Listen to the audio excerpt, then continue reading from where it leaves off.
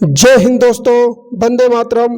कैसे हैं आप सभी? उम्मीद करता हूं अच्छे होंगे और एकदम स्वस्थ होंगे। मैं शिवेंद्र कुमार आप सभी का हार्दिक स्वागत एवं अभिनंदन करता हूं आप सभी के अपने YouTube channel the Ganga academy के प्लेटफॉर्म पर।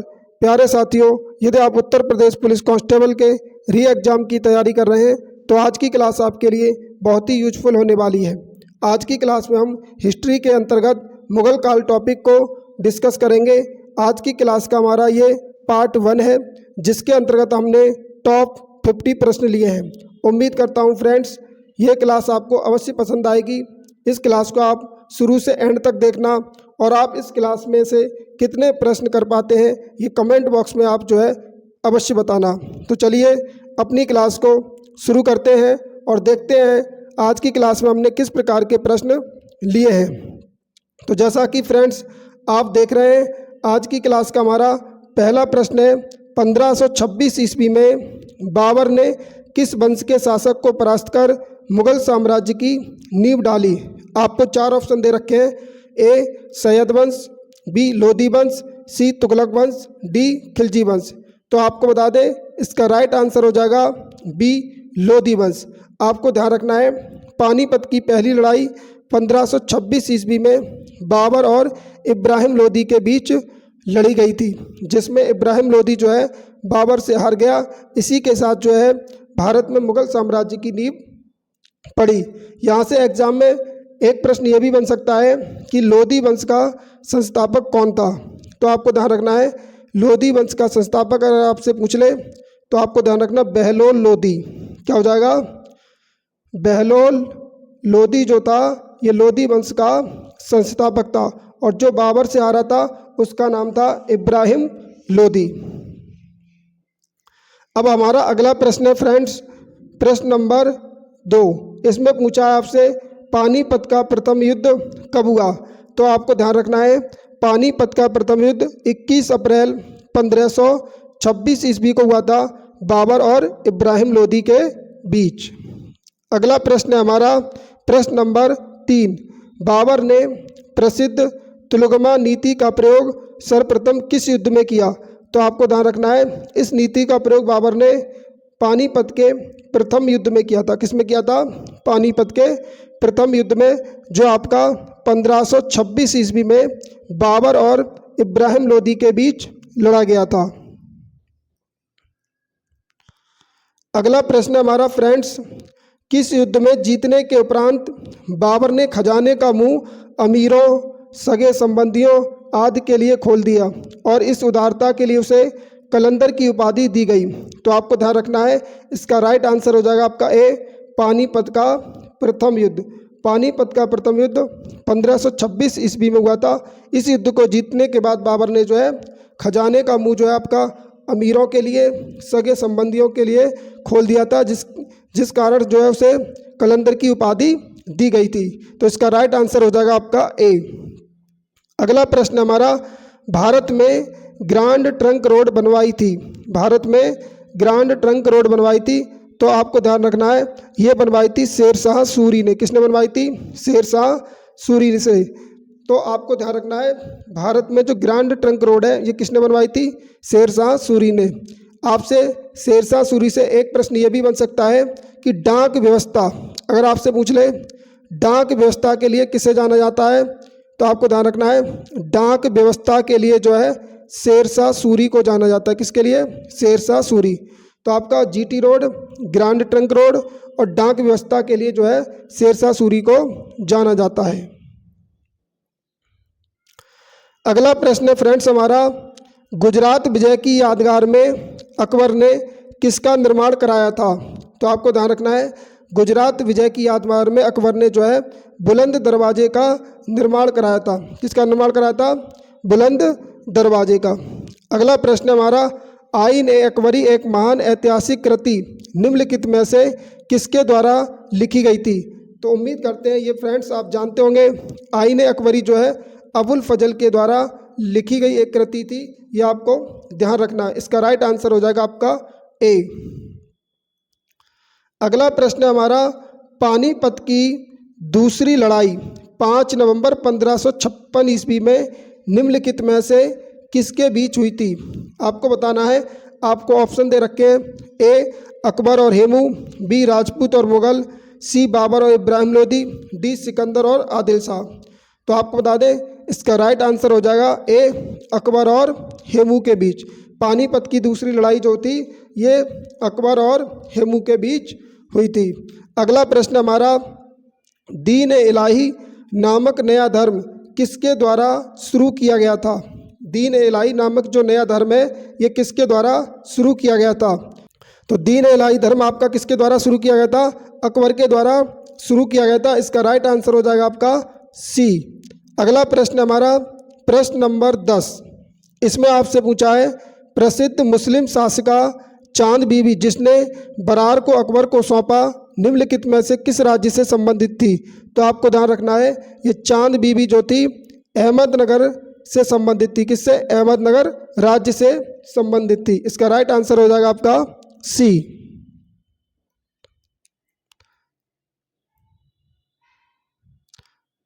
अगला प्रश्न है फ्रेंड्स हमारा, मुगल प्रशासन व्यवस्था में मनसबदारी प्रणाली को किसने प्रारंभ किया था?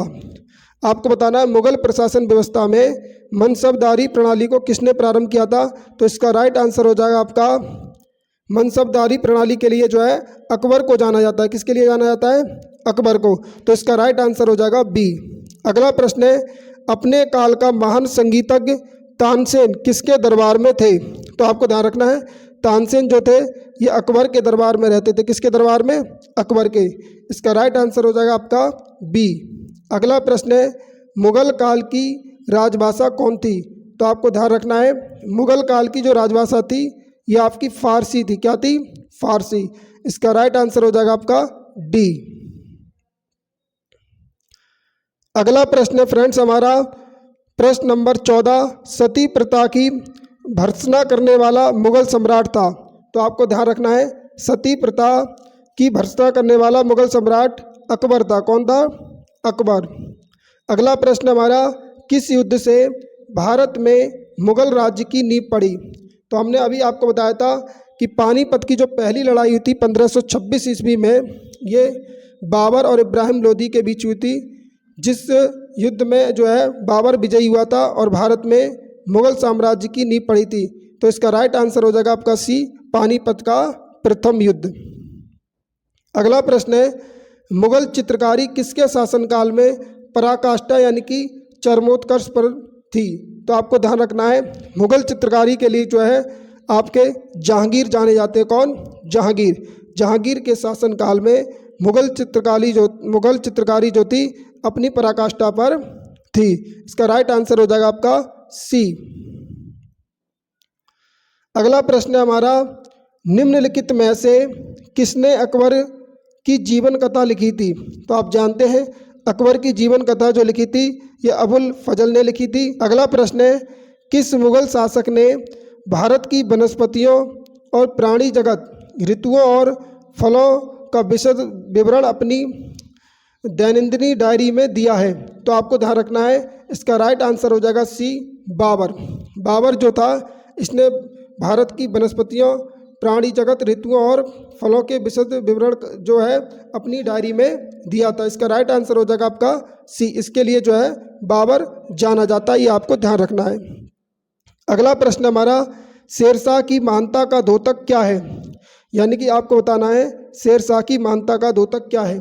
तो आपको ध्यान रखना है ये प्रशासनिक सुधार के लिए जाना जाता था। कौन? शेरशाह जो था ये शेरशाह सूरी, ये प्रशासनिक सुधार के लिए जाना जाता था। इसका राइट आंसर हो जाएगा आपका सी। अगला प्रश्न हमारा, हुमायूं नामा किसने लिखा था? तो आपको ध्यान रखना है हुमायूं नामा की रचना जो की थी ये गुलबदन बेगम ने की थी। किसने की थी? गुलबदन बेगम ने, जो इसकी पुत्री थी। आपको ध्यान रखना है। अगला प्रश्न है, अकबर के शासन में महाभारत का फारसी भाषा में अनुवाद किया था वह किस नाम से जाना जाता है? तो अकबर के शासन में महाभारत का फारसी भाषा में अनुवाद किया गया था, यह जो है आपका रज्मनामा के नाम से जाना जाता था महाभारत। इसका राइट आंसर हो जाएगा आपका बी।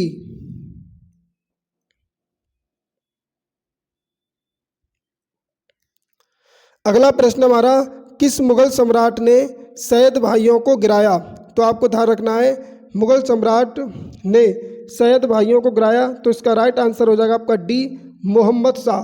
मोहम्मद शाह ने जो है ये एक मुगल सम्राट था जिसने सैयद भाइयों को गिराया था। अगला प्रश्न है, निम्नलिखित में से कौन अंतिम मुगल सम्राट था? वेरी वेरी इंपॉर्टेंट प्रश्न है, ये एग्जाम में कई बार पूछा गया है फ्रेंड्स, आपको ध्यान रखना है। बहादुर शाह द्वितीय कौन था? अंतिम मुगल सम्राट था आपका बहादुर शाह द्वितीय। अगला प्रश्न है, अकबर के शासनकाल में भू राजस्व सुधारों के लिए कौन उत्तरदायी था? भू राजस्व सुधारों के लिए अकबर के शासनकाल में कौन उत्तरदायी था? तो आपको ध्यान रखना है बी आंसर जो इसका करेक्ट हो जाएगा, राजा टोडरमल। टोडरमल जो थे ये भू राजस्व सुधारों के लिए उत्तरदायी थे अकबर के शासनकाल में। अगला प्रश्न हमारा, अकबर द्वारा बनवाए गए उपासना भवन जिसे पूजा गृह के नाम से भी जाना जाता है, उसका नाम आपको बताना है, क्या नाम था? तो आपको ध्यान रखना है इसे हम जो है इबादत खाना कहते थे। क्या? इबादत खाना। इसका राइट आंसर हो जाएगा आपका सी। अगला प्रश्न है, सुप्रसिद्ध संगीतज्ञ तानसेन और बैजू बावरा किसके शासनकाल में सुविख्यात थे? तो आपको पता होना चाहिए ये अकबर के शासनकाल में क्या थे? सुविख्यात थे, यानी अकबर के शासनकाल में रहते थे तानसेन और बैजू बावरा। अगला प्रश्न हमारा, रामचरितमानस के लेखक तुलसीदास किसके शासनकाल से संबंधित थे? तो आपको ध्यान रखना है ये अकबर के शासनकाल से संबंधित थे। इसका राइट आंसर हो जाएगा आपका डी। किस युद्ध में बाबर ने जिहाद, जिसे हम धर्म युद्ध कहते हैं, का नारा दिया, तमगा नामक कर को समाप्त किया और युद्ध जीतने के उपरांत गाजी यानी कि धर्म योद्धा की उपाधि धारण की? तो आपको ध्यान रखना है इसका राइट आंसर हो जाएगा आपका खानवा का युद्ध। खानवा युद्ध को जीतने के बाद बाबर ने जो है गाजी की उपाधि धारण की थी। इसका राइट आंसर हो जाएगा आपका ए। अगला प्रश्न है, मुबियान नामक पदशैली के जन्मदाता बाबर ने अपनी आत्मकथा तुजुक ए बाबरी किस भाषा में लिखी थी? तो जैसा कि नाम से ही पता चल रहा है तुजुक ए बाबरी यानी कि ये तुर्की भाषा में लिखी गई थी। इसका राइट आंसर हो जाएगा आपका सी। अगला प्रश्न हमारा, बाबर मूल रूप से कहाँ का शासक था? तो आपको बता दें बाबर के पिता उमर शेख मिर्जा थे जो फरगना नामक छोटे राज्य के शासक थे। आपसे पूछा है बाबर मूल रूप से कहाँ का शासक था? तो ये फरगना का था। इसका राइट आंसर हो जाएगा आपका ए। अगला प्रश्न है फ्रेंड्स हमारा, बाबर को भारत पर आक्रमण करने के लिए आमंत्रित करने वालों में कौन शामिल नहीं था? तो ऑप्शन आपको दे रखे हैं, ए पंजाब का सूबेदार दौलत खां लोधी व उसका पुत्र दिलावर खां लोधी, बी ऑप्शन में दे रखा है इब्राहिम लोधी का चाचा आलम खां लोधी, सी मेवाड़ का शासक राणा सांगा। तो आपसे पूछा कौन शामिल नहीं था? तो इसका राइट आंसर हो जाएगा आपका डी, चंदेरी का शासक मेदिनी राय ये शामिल नहीं था। बाकी पंजाब का सूबेदार दौलत खां लोधी और उसका पुत्र दिलावर खां लोधी ये शामिल था। इब्राहिम लोधी का चाचा आलम खां लोधी ये भी शामिल था और मेवाड़ के शासक राणा सांगा ये भी शामिल थे। लेकिन इसका राइट आंसर हो जाएगा आपका डी। अगला प्रश्न हमारा, मुगल साम्राज्य के दृढ़ीकरण के दृष्टिकोण से सबसे निर्णायक युद्ध आपको बताना है। तो आपको ध्यान रखना है सबसे निर्णायक युद्ध जो था ये खानवा का युद्ध था। मुगल काल का मुगल साम्राज्य में जो सबसे निर्णायक युद्ध हुआ वो खानवा का युद्ध हुआ, जिससे भारत में क्या हुआ था? प्रभुत्व स्थापित हो गया था। इसका राइट आंसर हो जाएगा आपका बी।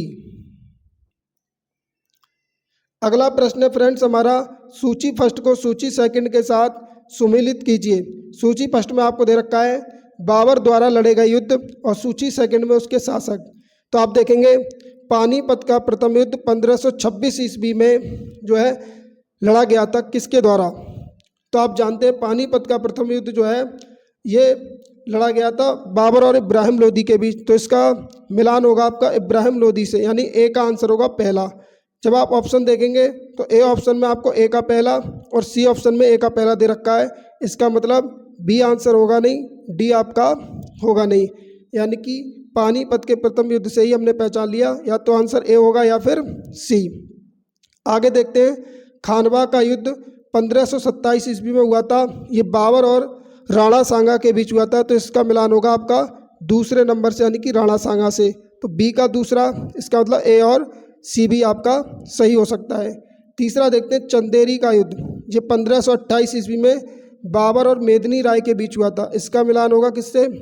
नंबर 3 से, यानी कि मेदिनी राय से। तो सी का तीसरा ए ऑप्शन में दे रखा है, इसका मतलब हमारा ए ऑप्शन क्या होगा? करेक्ट होगा। और घाघरा का युद्ध 1529 ईस्वी में बाबर और अफगानों के बीच हुआ था, ये आपको ध्यान रखना है। इसका राइट आंसर हो जाएगा आपका ए। अगला प्रश्न हमारा, किसने मुगल साम्राज्य की राजधानी को आगरा से दिल्ली स्थानांतरित किया?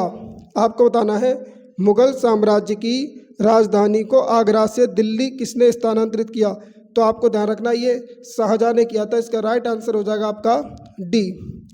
अगला प्रश्न है, अकबर के युवावस्था में उसका संरक्षक आपको बताना है कौन था? तो आपको ध्यान रखना है अकबर का जो संरक्षक था ये बैरम खां था। कौन था? बैरम खां। अगर आपसे पूछ ले अकबर का सेनापति, तो आपको ध्यान रखना अकबर का सेनापति था मान सिंह।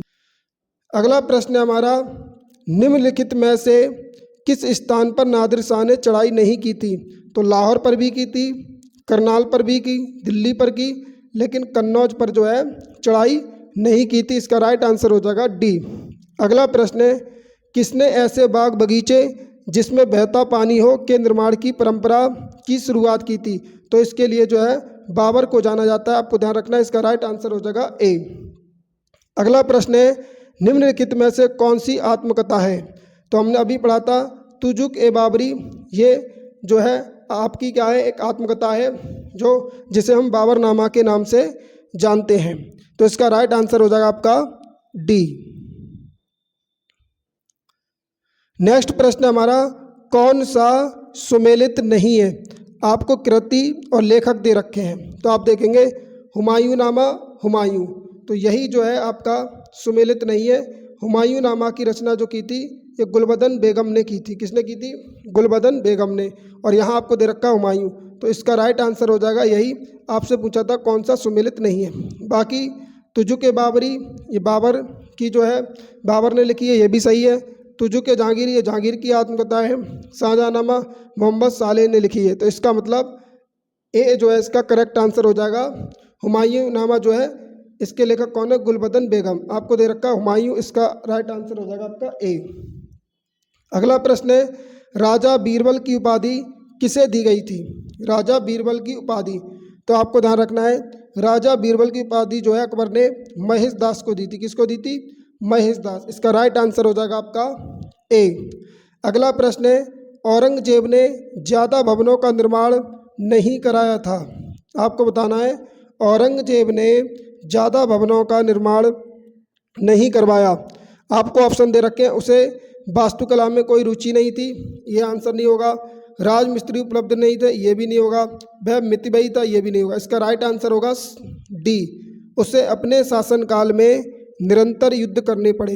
क्या करने पड़े?